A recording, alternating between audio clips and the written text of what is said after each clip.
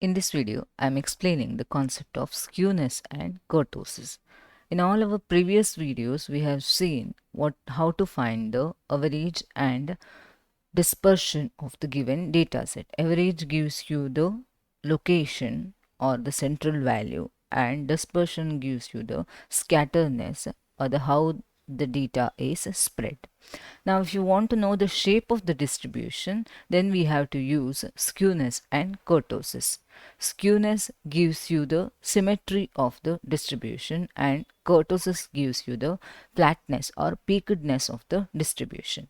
So what do you mean by symmetry? Symmetry means if there exists a point in it through which if a perpendicular is drawn on the x-axis, it divides the figure into two identical parts. See, for example, if you have a square like this, then if there exists a point in it through which if you draw a perpendicular, see here, if I draw a perpendicular here, then it divides the figure into two equal parts. This means it is symmetric. Similarly, if you have a circle, suppose, now there exists, this is the, if I choose this as the point on the circle, now if you draw a perpendicular to the x-axis, horizontal axis, then this divides the curve into or the figure into two equal parts. One part is the mirror image of each other. That means if you fold with respect to this line, then one part is the mirror image of the other part. They are exactly same. So that is called as a symmetry of any figure. So now in statistics, if you want to measure the symmetry of the given distribution, then we use the concept of skewness. Skewness gives you the direction as well as magnitude of the lack of symmetry. Symmetrical curve means it looks like this. See here. This is a bell-shaped curve. So here if you draw a perpendicular at this point, you can see here, this is the, if you draw a perpendicular here, then this part, right part, is the exact copy of left part. That means if you fold this curve along the line, then you will get these two parts as mirror image of each other. So this curve is called as symmetrical curve. That means if the data is given to you, if you draw the histogram for the data and hence the frequency polygon looks like this. If it looks like this, then we call it as a symmetrical curve. There is no asymmetry in the distribution of the data. For a symmetrical curve, mean equal to median equal to mode. All three values coincide. Now, if the symmetry is broken, the symmetry can be broken in two different ways. That is negatively skewed curve and positively skewed curve. Negatively skewed curve means the elongated tail you have on the left side, the peak gets shifted to the right. This elongated tail you have on the left side. Then such distribution is called as, it is negatively skewed. See how this normal curve looks. It looks like this. If there is a deviation, that means shape of the curve changes. Shape of the curve changes, that is due to the asymmetry in the distribution. The values are not distributed equally with respect to the mean. Relative to the, here you will have mean, relative to the mean, the values are distributed equally, but in this case, if the values are spread more here, they are having concentrated more about this part and less about this part, in that case the distribution gets negatively skewed. So in the case of negative skewness, what happens to the mean? Mean is here before. Now mean gets drawn towards the left. It gets drawn towards the left. Hence what happens? Median is always the mid value. Mean is smaller than median, and this median is smaller than mode. Mode is having the highest value. That means here median, here is the median. So the mean gets shifted towards the left, that is negatively skewed, and here somewhere you will get the mode. So in this case, mean is lesser than median, lesser than mode. Then such distribution is called as negatively skewed distribution. And shape of the distribution is like this. The elongated tail you have on the left hand side. Positively skewed curve or positively skewed distribution means the elongated tail you have on the right side. That means your mean earlier in the symmetrical distribution all three values are same. Now here the mean gets shifted to the right, and here you have the median, and in here you will get mode. So in this case, mean is greater than median, which is greater than mode. Such type of distribution is called as a positively skewed, where the elongated tail move towards the right side. Means here the data points are little more dispersed, and here the data points are more concentrated. So that is the meaning of a positively skewed and negatively skewed curve. They are having the asymmetry in the distribution with respect to the central value. The data points are not distributed equally on both sides of the central value. So that tells you about the skewness. So skewness always measures the asymmetry, the lack of symmetry or asymmetry in the given distribution. So variance and skewness, they are two different concepts. Variance tells us about the amount of variability, by what amount it is dispersed or scattered from the central value, whereas the skewness gives us the direction of variability. So towards which direction? Is it towards right or towards left? The variability is more. Okay, so in this positively skewed curve means variability is more towards the right, and here the variability is more towards the left. Data points are spread little wider. Here the data points are concentrated more. In this case, data points are spread towards right more, and here they are little more concentrated. So there is a difference between variance and the skewness. Variance gives you the amount of variability, by what amount it varies, and skewness gives us the direction of variability. Hence skewness is to measure the lack of symmetry, whereas variance is to measure the amount of dispersion. That you have to keep in mind. Now let me illustrate this by taking a simple example. Consider these values 9, 10, 11. Now you can see a kind of symmetry here, that because the values are evenly distributed with respect to the mean. Mean is 10 here. With respect to the mean, towards left it is 9, 1 less. Towards right it is 11, 1 more. That means they are evenly distributed with respect to the mean. There is a symmetry. Now if I add the values, say for example, I will add the value somewhere around 15. I will add this value to this data set. So in that case, what happens to the mean?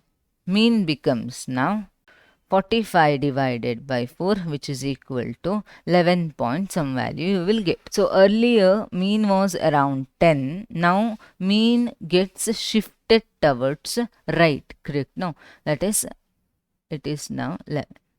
So means it is positively skewed. Earlier it was like this. There was a symmetry, but now the symmetry is broken because I have added a new value which is far away from the mean. So therefore now the symmetry is broken, the asymmetry is obtained here, and this kind of asymmetry is called as a positively skewed because the mean gets shifted towards right. 9, 10, 11, then 15 means here the variability, the direction of variability is towards right. Data points are concentrated on the left more, and the tail, elongated tail you will be having on the right. Okay, so this kind of asymmetry is positively skewed. Similarly, if you add one more data point like 1, 9, 10, 11. Okay, 9, 10, 11. To this, if I add one more data point, that is 1. So in this case, how the mean changes, which is equal to 31 divided by 4, that is equal to 7.7 you will get. So earlier mean was 10. Now what happened to the mean? Mean gets shifted towards left, means so data points are like this: 1, then 9, then 10. You have the elongated tail towards the left. Mean gets shifted towards the left. Hence, what happens? The data becomes negatively skewed. So, initially, the data was symmetric because with respect to the mean, the data points are evenly distributed.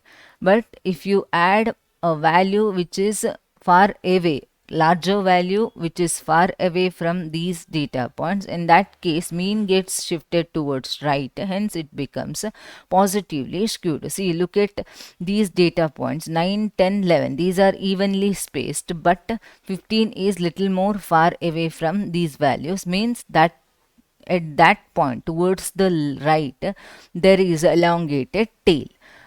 Whereas in this case 1, 9, 10, 11, here the data is evenly spaced, but at these 2 points there is elongated tail you can get here.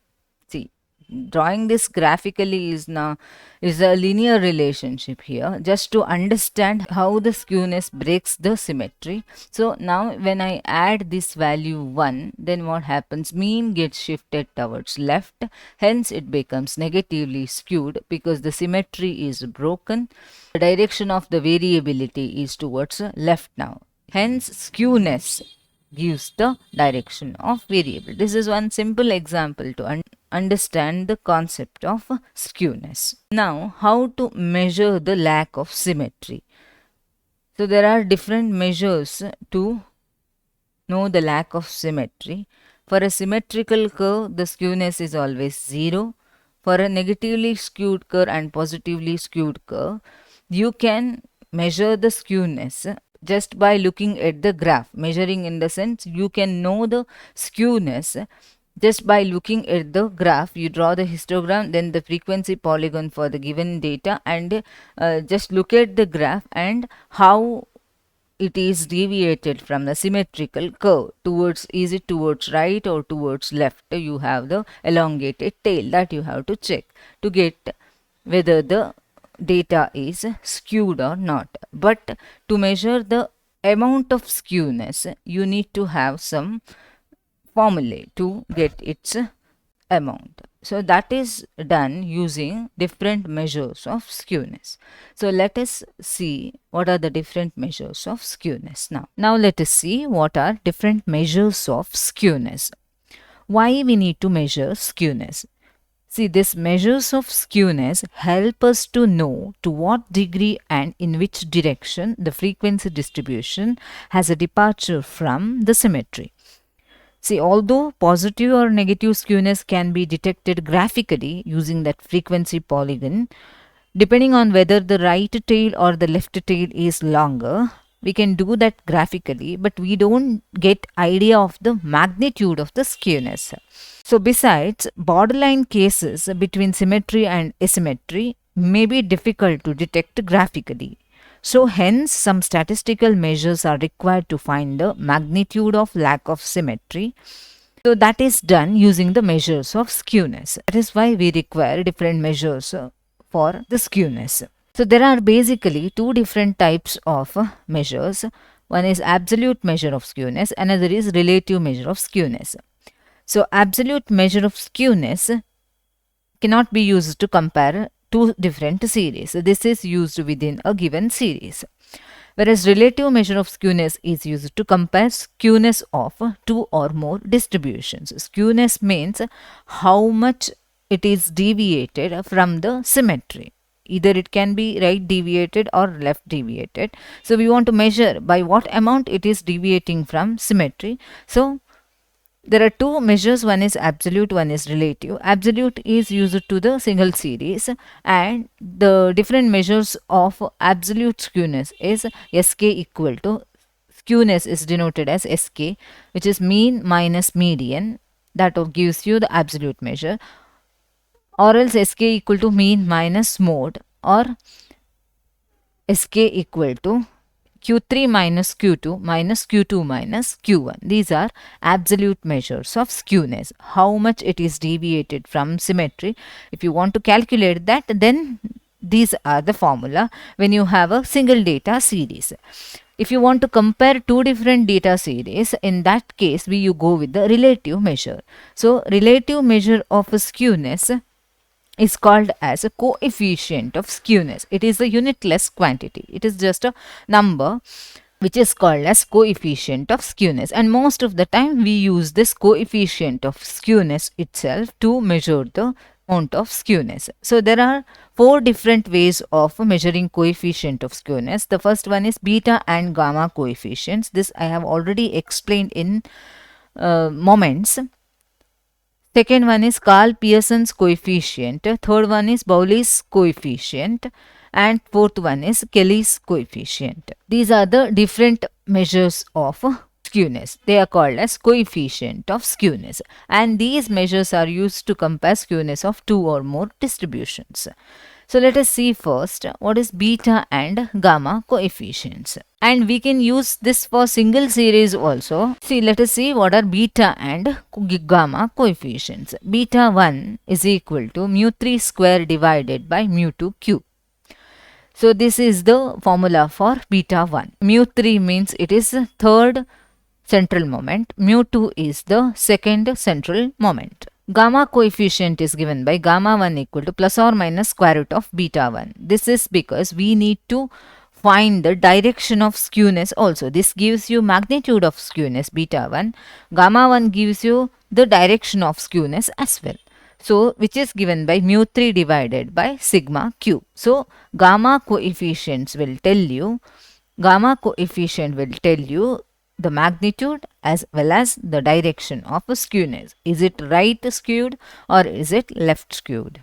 So that is the significance of beta and gamma coefficients. Here you use the concept of moments. Second one is Karl Pearson's coefficient of skewness. This is frequently used to calculate the skewness. So as per this coefficient formula, we have Sk equal to skewness coefficient equal to mean minus mode divided by sigma.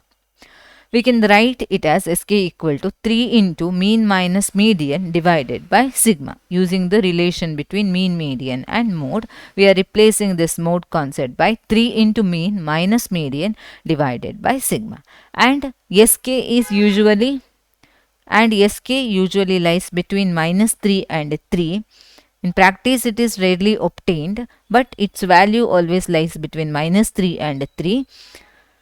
The value of Karl Pearson's coefficient of skewness, usually it is between plus or minus 1 for a moderately skewed distribution. If a distribution is highly skewed, in that case, it lies between minus 3 to 3. If the distribution is moderately skewed, in that case, it always lies between minus 1 and 1. Next is Bowley's coefficient of skewness.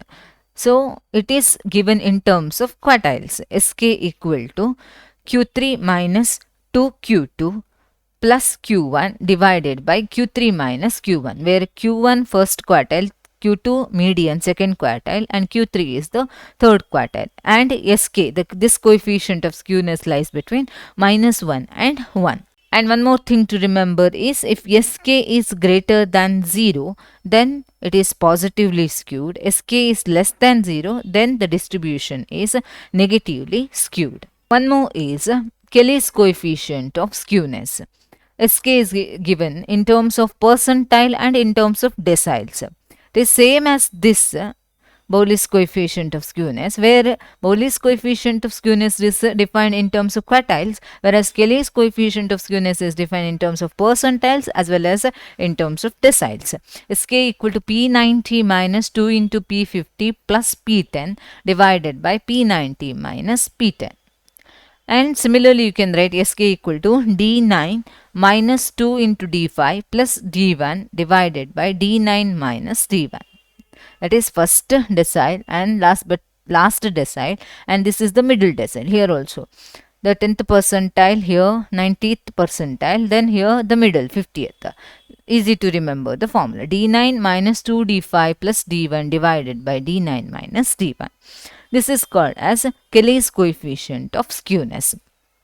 Out of all these, we use Karl Pearson's coefficient of skewness frequently, and along with that Bowley's coefficient of skewness is also used. So, and beta and gamma coefficients, these are important while deciding the skewness, measures of skewness, because this will give you magnitude as well as direction of skewness. This gamma coefficient gives you the direction and beta coefficient gives you the magnitude of skewness. By what amount it is lacking the symmetry and in which direction the symmetry has been broken. So that is obtained using beta and gamma coefficients. All these play an important role while measuring the skewness. So let us understand this by solving few problems. See the first problem. The following are the marks of 150 students in an examination. Calculate Karl Pearson's coefficient of skewness. So first let us write this marks, then number of students is nothing but frequency. So it is a continuous distribution. So 0 to 10, 10 to 20, 20 to 30, 30 to 40, 40 to 50, 50 to 60, then 60 to 70, 70 to 80. The frequency, number of students frequency 10, 40, 20, 0, then it is 10, 40, 16, 14. So this is 10. So now we want to find out Karl Pearson's coefficient of skewness. So as per the formula, Sk equal to mean minus mode divided by sigma. Or in terms of median, Sk equal to 3 into mean minus median divided by sigma. So this is the formula to calculate Karl Pearson's coefficient of skewness. I'll use the second one in terms of median. You can use the first one also. In that case, you have to find out mode. Now I am finding here median. So how to find the median? Median is nothing but which is the second quartile, Q2 equal to, we have the formula L plus N by 2 minus C divided by F into H. So first let us find out N by 2. N by 2 is, what is total frequencies? N equal to 150. So 150 divided by 2, that gives you 75. Now you have to find out the cumulative frequency. Cumulative frequency column you have to write. First you get the values xi, that is midpoints of this class interval. So here it is 5, 15, 25, 35, 45, 55, 65 and 75. Next I want cumulative frequency. First frequency 10, then 40 plus 10 50, then 70, then 70 plus 0 70, then 80, 80 plus 40 120, then 136, then finally 150. So this is cumulative frequency. Now I got N by 2, value is 75. So you have to find out the class interval where this cumulative frequency 75 lies. See, up to 70 it is a 30 to 40. That cumulative frequency. Then from 70 to 80, 75 comes within 17 to 80. So that lies within this class interval, that is 40 to 50. This class interval is called as the median class. This is the median class. Hence, now you obtain the median class, you have to find out all these terms L, C, F and H. So what is L? L is the lower limit of the median class. So lower limit of the median class is 40 plus N by 2 we got it as 75 minus C means cumulative frequency just preceding the median class. This is the cumulative frequency of the median class. Just before the median class you have 70 divided by F means a frequency of the median class. See here, frequency of the median class is 10. So 10 into H is width of the median class, 40 to 50 width is 10. So let us simplify this. 10 cancel, 75 minus 70 is 5, so that gives you 45. Therefore median Q2 equal to 45. Now I got the median. I need to find out mean and sigma, variance, mean and the standard deviation. So let us find out the mean using the shortcut method, that is x bar equal to a plus summation fi di divided by n into h. So this is the formula I am going to use to find the median, where di equal to xi minus a divided by h. I am using here divided by h and here multiplied with h. One more shortcut formula you have where you are just using xi minus a. So I'm not using that shortcut formula. I'm here using that moments formula. We are calculating using the concept of moment, shortcut method to calculate the moments. I'm using that kind of formula here because that makes the simplification easier. You have different formulae to calculate the mean. You can use summation of fi xi divided by n. This formula is also fine to calculate the mean, but I am not using that here because later I want standard deviation also. For standard deviation you need to have the formula summation fi xi square by n minus mean whole square. It comes out like this, but fi into xi square means those terms become bigger and bigger, calculation becomes very tedious. So instead of that I am using this formula, this shortcut method formula, where a is the assumed mean. This is the formula to calculate the mean using shortcut method. You can assume any value for the mean. See, look at the data points 5, 15, 25, 35, 45. These are the data values. So by looking at the data values, you can see that average lies between 35 to 45, any value in between that. You can take any value, you can take 40 also, 42 also, 37 also. Now I am taking the average as 35, that is assumed mean. I am assuming the mean as 35. This is not the exact value of mean. You can take any other value which gives you almost a central value. Any other value doesn't mean you can take 5 or 75. You should think it is like a central value. So in the middle you can take any value as the assumed mean. I am taking assumed mean as 35. That means I am assuming this as the mean. Mean can be any value in between that. I don't know the exact value. I am finding the exact value using this assumed mean. So di is xi minus a by h. H is nothing but the distance between the points, 5 to 15, 15 to 25. So it is 10. So we have here di equal to xi minus a divided by xi minus a means 35 divided by h is 10.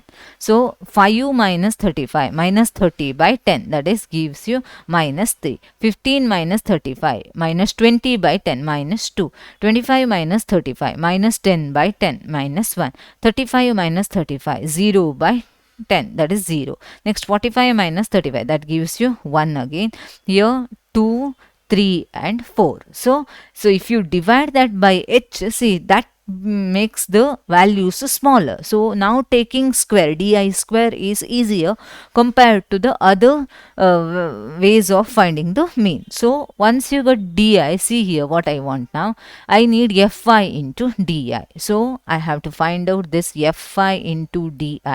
So f is this column 10 into minus 3. So minus 30, then 40 into minus 2. Minus 80, 20 into minus 1, minus 20, then this is 0, 10 into 1, 10, then 40 into 2, 80, then 16 into 3, 48, then 14 into 4, 56. Now I need the sum of all these. Sum of all this is equal to 64. So let us substitute here. X bar equal to assumed mean is 35 plus this is 64 divided by 150 into h is 10. So after simplifying this, we get the value 39.27. This is the mean of the given data. So I got the mean. Now I need the standard deviation. Standard deviation also calculated using this shortcut method itself. Fi di square divided by n minus x bar square, mean square. So mean we already got. Now I need a new column, fi di square. So here I have to write now fi, this is Fi di square. So now finding di square is easier. So it is minus 3 whole square is 9 into Fi. 10 into 9, that gives you 90. Next, similarly 2 square minus 2 square is 4. 4 into 40 gives you 160. Then 20. Then 0. Similarly 10, 160, 144 and 244. Take sum of all these, that gives you 828. So substitute here, this is equal to square root of 828 divided by 150 minus 39.27 whole square. So this is equal to into h. So I should not forget that, because we have taken di as xi minus a divided by h. So that gives you the formula as multiplied with h. So I have to multiply here with h. So this is the formula to calculate the standard deviation. H is here 10. So let us simplify this. That gives you 10 into square root of 5.33, which is equal to 23.1. So standard deviation is 23.1. So if you have taken di as xi minus a by h, then the formula should be multiplied with the h also. Here also multiplied with h. In this case also it is multiplied with h. Why I am dividing here by h? Because that makes the values smaller, hence calculation becomes easier. You can compare by finding the mean and standard deviation with other formula like fi xi and fi xi square. So you can check how lengthy the calculation is. Now after getting the standard deviation and mean, let us substitute in the formula. Sk equal to 3 into mean we got it as 39.27 minus median is 45 divided by 23.1 standard deviation. So let us simplify this. This gives you the value minus 0.744. So this is the 0.744 is the magnitude of skewness. Minus 0.7 minus negative indicates that it is negatively skewed. Means the tail is towards the left of the symmetric.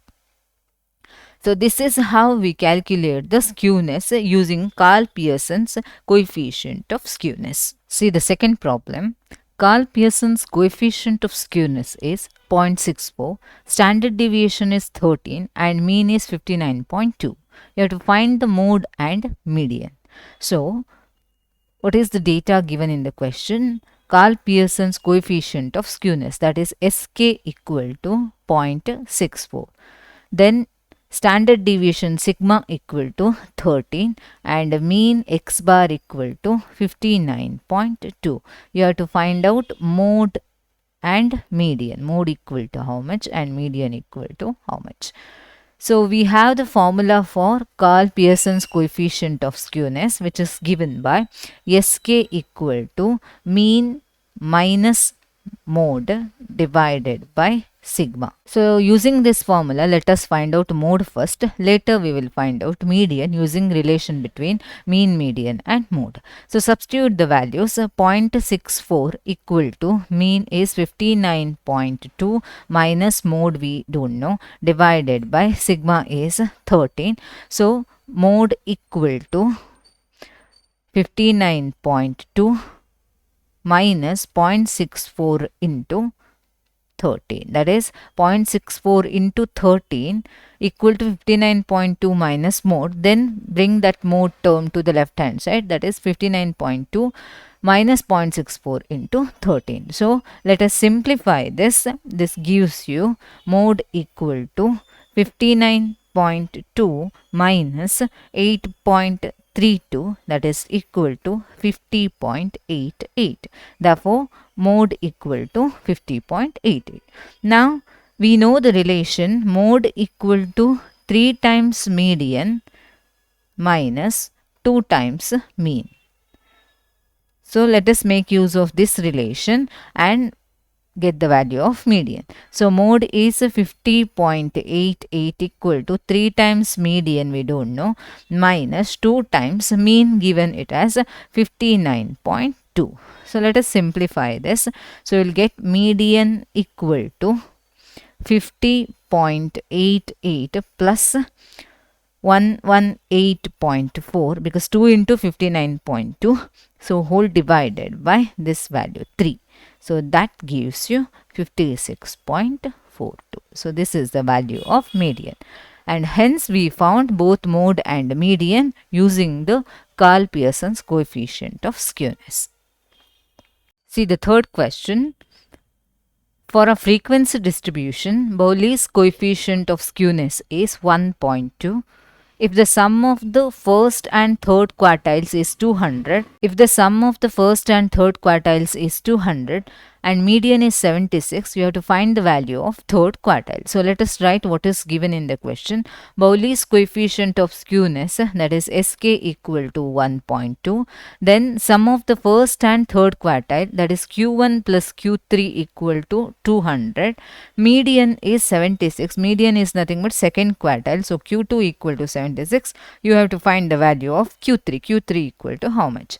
So using Bowley's coefficient of skewness, we have the formula Sk equal to Q3 minus 2Q2 plus Q1 divided by Q3 minus Q1. This is the formula for Bowley's coefficient of skewness. So let us substitute these values into the formula. So Sk is 1.2 equal to Q3 plus Q1 we have, that is Q3 plus Q1, that is equal to 200 minus 2 into Q2 is 76 divided by, we don't know the value of Q3 minus Q1. Keep it as it is.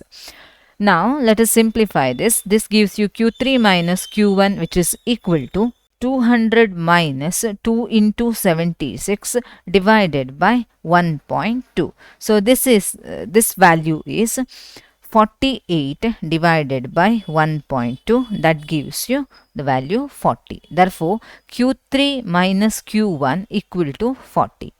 So we have here Q1 plus Q3 equal to 200 and we got Q3 minus Q1 equal to 40. So now add these two equations, plus Q1 minus Q1 cancels. Q3 plus Q3 2Q3 equal to 240. So that gives you Q3 equal to 120. So this is the value of the third quartile. We want third quartile, so Q3 equal to 120. Now let us see about the concept of kurtosis. Kurtosis gives a measure of flatness of the given distribution with respect to the central value, or it gives you the peakedness of the distribution.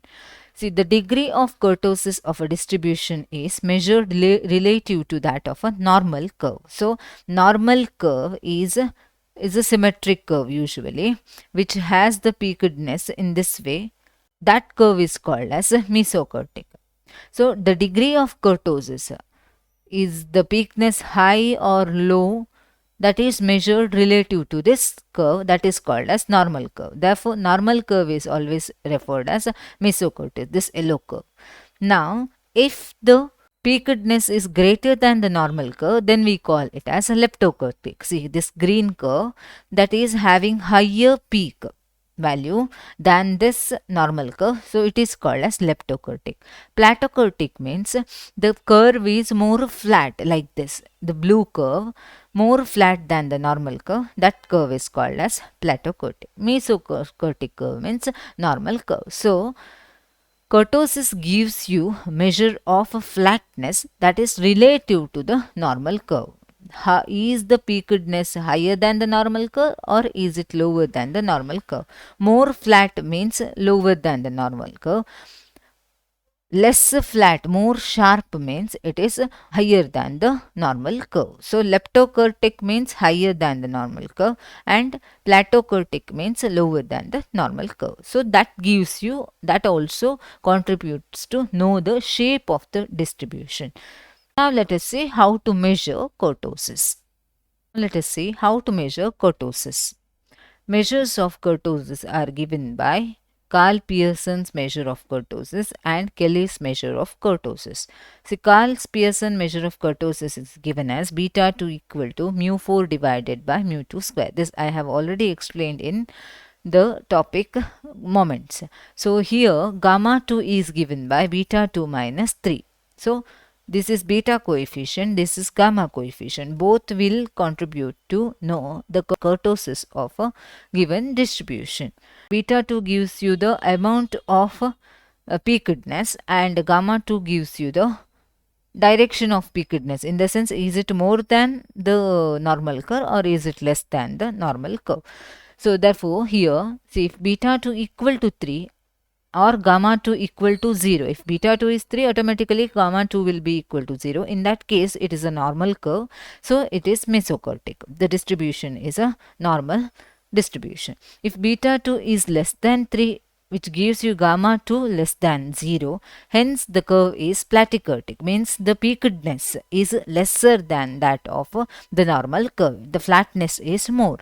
If beta 2 greater than 3, in that case gamma 2 will be greater than 0. Gamma 2 becomes positive. In that case, curve is leptokurtic. Leptokurtic means the peakedness is high. It is more than the normal curve. So this is how we calculate the magnitude of kurtosis as well as the direction of kurtosis. Direction of kurtosis in the sense how the peak is. Is it sharp or is it flat? That is determined using the gamma coefficient. Beta gives you the magnitude of the peakedness. Similarly, one more is Kelly's measure of kurtosis, which is given by beta 2 equal to P75 minus P25 divided by P90 minus P10, which is in terms of percentiles. If beta 2 is greater than 0.26315, then it is platykurtic, and if beta 2 is less than 0.26315, then that curve is leptokurtic. So that is how to determine the kurtosis using the Kelly's measure of kurtosis. But most frequently we use Karl Pearson's measure of kurtosis. Let us take up one problem. First four moments about mean of a distribution are given here. So first four moments about mean, therefore mu1 equal to 0, mu2 equal to 2.5, mu3 equal to 0.7 and mu4 equal to 18.75. We have to find coefficient of skewness and kurtosis. So we know that the coefficient of skewness is given by beta 1 equal to mu 3 square divided by mu 2 cube. So this is equal to mu 3 square means 0.7 square divided by mu 2 is 2.5, 2.5 whole cube. So this is equal to 0.031. This is coefficient of skewness. I need beta 2, that is kurtosis.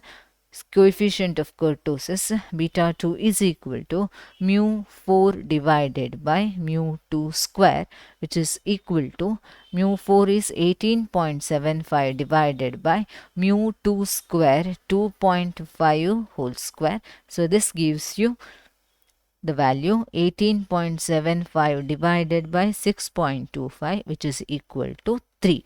So beta 2 I got it as 3. So here you will get, as beta 2 is equal to 3, we have the conditions, we have seen the condition. If beta 2 equal to 3, then it is a normal curve. Hence the curve is a normal curve, means it is mesokurtic. This curve is mesokurtic. This is how we calculate the coefficient of skewness and kurtosis, and based on that we have concluded what kind of curve it is. It is a mesokurtic curve. Normal curve, beta 2 is always equal to 3.